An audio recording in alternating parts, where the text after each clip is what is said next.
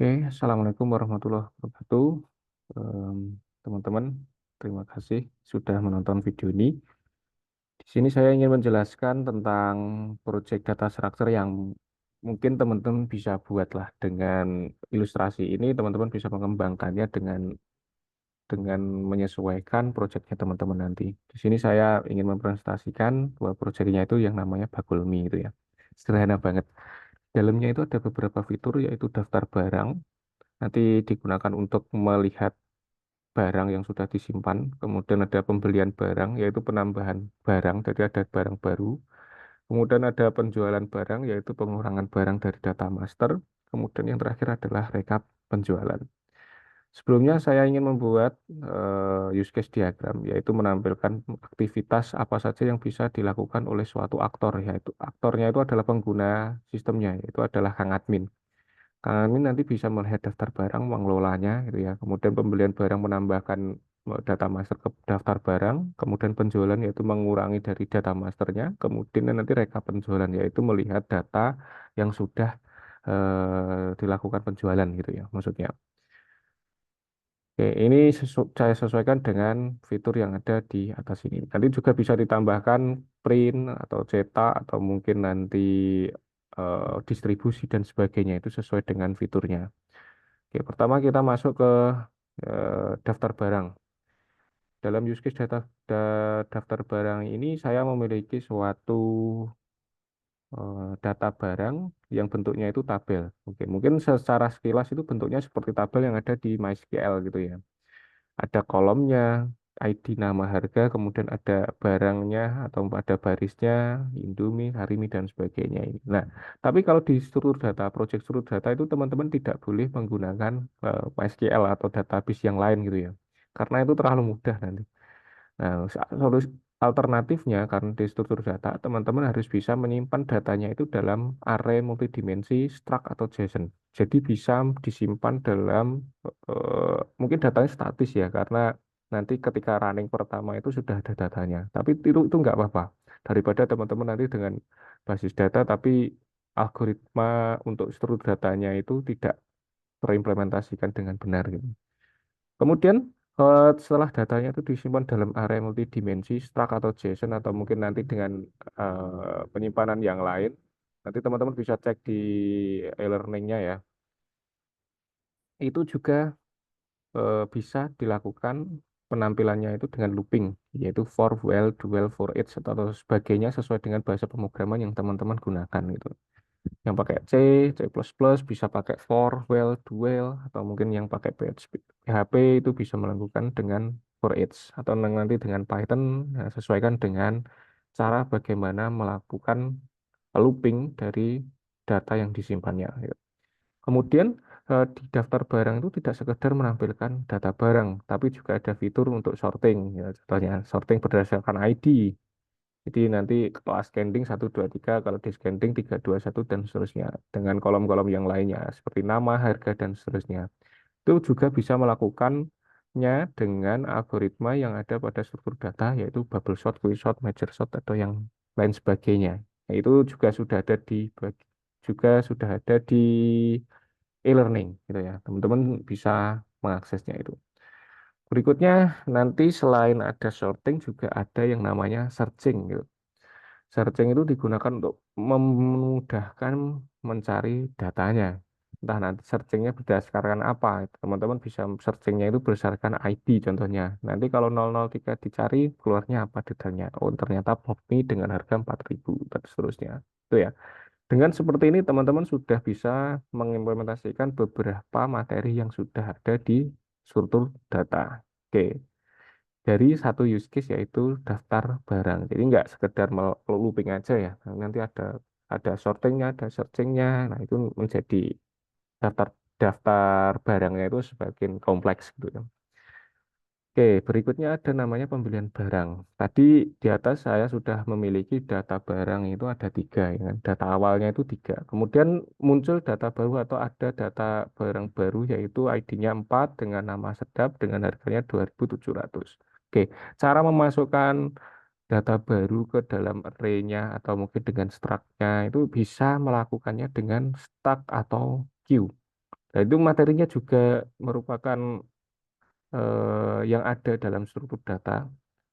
Dan itu sudah ada di e-learning juga. Nanti teman-teman bisa mengaksesnya di e-learning. Kalau stuck tuh nanti push berarti ditambahkan gitu ya. Kalau stuck nanti dia bisanya adanya di paling akhir ya kan. Kalau stuck, kalau queue nanti semuanya itu di akhir lah istilahnya ya, tetap di akhir karena nanti dia itu punya ID 4 dan karena dia itu munculnya terakhir gitu ya.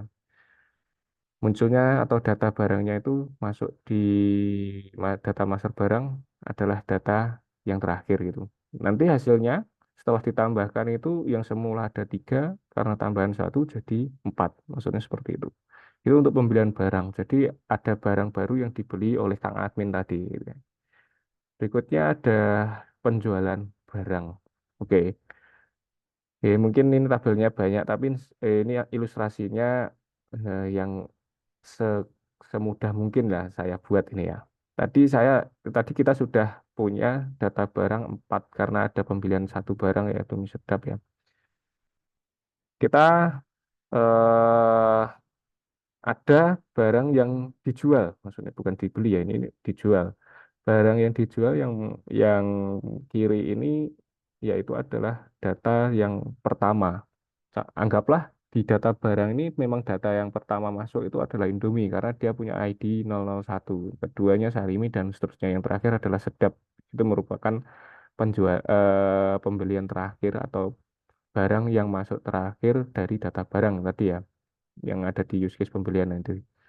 Nah, untuk yang bagian kiri, data yang dijual pertama itu adalah Indomie. Maka pengurangannya itu adalah dari yang pertama, first in, first out. Itu ada di materi Q.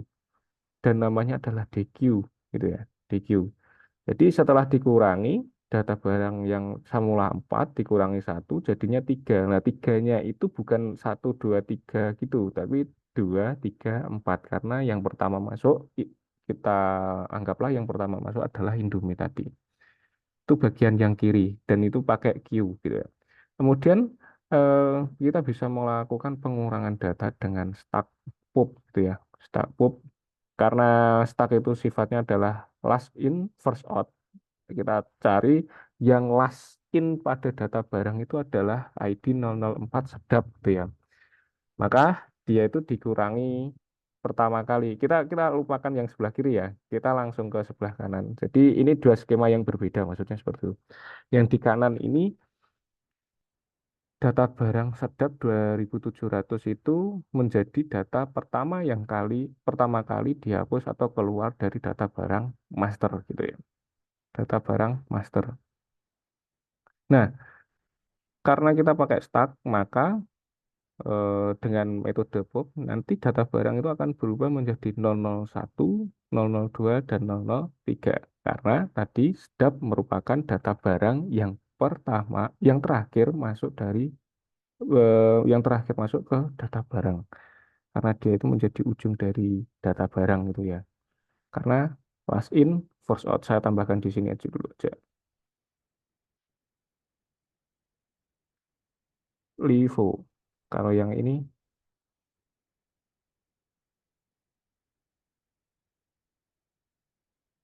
Vivo. Oke. Ini untuk case yang ketiga yaitu penjualan barang. Jadi data barangnya itu dikurangi gitu ya. Kalau tadi ditambah, kalau yang penjualan itu dikurangi. Yang terakhir adalah data penjualan, rekap data penjualan. Sebenarnya data penjualan ini berurusan dengan data rekap penjualan ini berurusan dengan penjualan barang. Tadi ini ya, ini barang yang dijual. Sorry, ini salah ini. Labelnya barang yang dijual. Ini juga data yang dijual. Nah, data yang dijual ini sebenarnya kita simpan juga pada array atau struct atau JSON baru. Mungkin nanti teman-teman bisa menamainya data penjualan, array data penjualan gitu. Nggak apa-apa. Jadi selain data barang, kita punya data barang, penjualan barang gitu. Nah, tadi kalau kita pakai Q kan yang data penjualannya adalah 001. Tapi kalau kita pakai start, kita punya punya datanya adalah 004. Nah, data penjualan nanti, nggak mungkin nanti data penjualannya nggak cuma satu ya. Karena ini cuma contoh, data penjualannya cuma satu. Karena hasil Q tadi, DQ, kemudian hasil penjualan dengan hasil stock popnya, itu bisa teman-teman tampilkan juga. Jadi fiturnya itu adalah menampilkan data yang hasil penjualan, maksudnya seperti itu. Bisa menggunakan for, well, do well, for each, dan sebagainya. Kemudian ditambahkan lagi bubble sort, quick sort, merger sort, dan sebagainya. Ditambahkan searching juga, linear, binary, jump sort, dan sebagainya. Nah, maka nanti rekap data penjualannya itu tidak hanya menampilkan datanya, tapi juga bisa lebih kompleks dalam melakukan atau dalam memanajemen datanya, yaitu pengurutan dan pencarian. Oke, mungkin itu saja teman-teman contoh dari proyek struktur data, yaitu mengimplementasikan semua yang ada dari struktur data. Sebenarnya belum semua ya, ada link list itu belum saya tambahkan di penjelasan ini, tapi sudah ada di e-learning. Nanti teman-teman bisa mempelajarinya.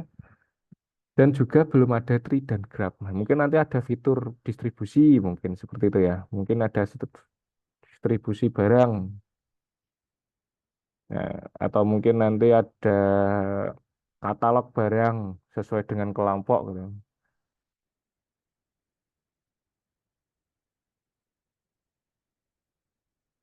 Barang sesuai. Nah, kalau memang ada fitur-fitur baru gitu ya, dan itu bisa dilakukan atau diimplementasikan dengan algoritma struktur data, ya teman-teman nggak masalah gitu. Contohnya distribusi itu dengan tree atau mungkin dengan graph gitu. Terus kemudian katalog barang karena bersesuaian dengan kelompok, ini kelompok mie, ini kelompok minuman, ini kelompok tepung dan sebagainya itu bisa dengan tree. Jadi nanti ada tepung, tepung apa dulu. Terus nanti setelah tepung muncul ada terigu, ada mungkin ada tapioka dan sebagainya itu. Atau mungkin dari mie tadi, mie-nya itu yang mie goreng atau mie rebus. Nah, itu kan ada dua kelompok. Nah, itu bisa dijadikan tree. Nanti kalau mie, mie ayam bawang itu masuknya pasti di mie yang rebus mungkin gitu ya. Tapi yang goreng nanti dengan kelompok yang lain gitu.